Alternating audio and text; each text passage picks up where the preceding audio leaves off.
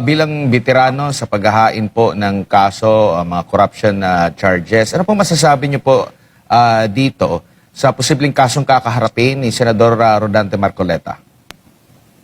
Alam mo, sa 29 years kong bilang election counsel and appellate litigant, ngayon ko lang narinig na merong ganyang klaseng kaso. I have reviewed jurisprudence on that. Not a single case was ever decided by the Supreme Court wherein ang election campaign contributions ay kinonsider na covered ng plunder law, which is Republic Act number 7080.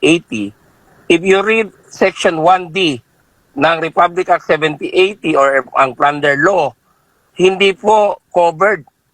Wala ni isang elemento na or sitwasyon na pwedeng gamitin para saklawin or i-cover itong election campaign contributions.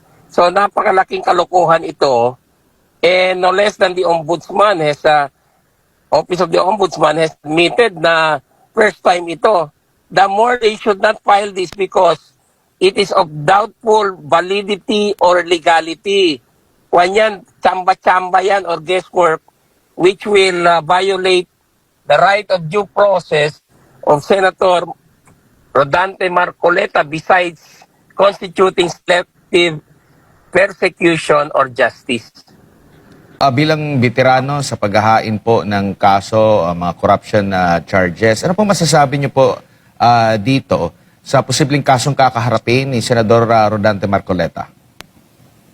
Alam mo, sa 29 years kong bilang election counsel and appellate litigant, ngayon ko lang narinig na merong ganyang klaseng kaso. I have reviewed jurisprudence on that.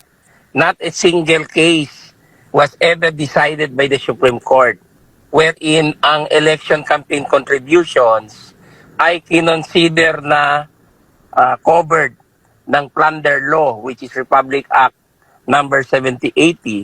If you read section 1D ng Republic Act 7080 or ang plunder law, hindi po covered.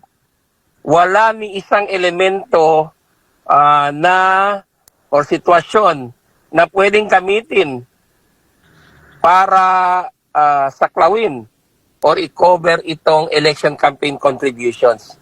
So napakalaking kalokohan ito, and no less than the Ombudsman Office of the Ombudsman has admitted na first time ito.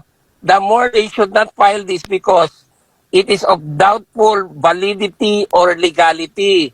Kung yan, tsamba-tsamba yan or guesswork which will violate the right of due process of Senator Rodante Marcoleta besides constituting selective persecution or justice.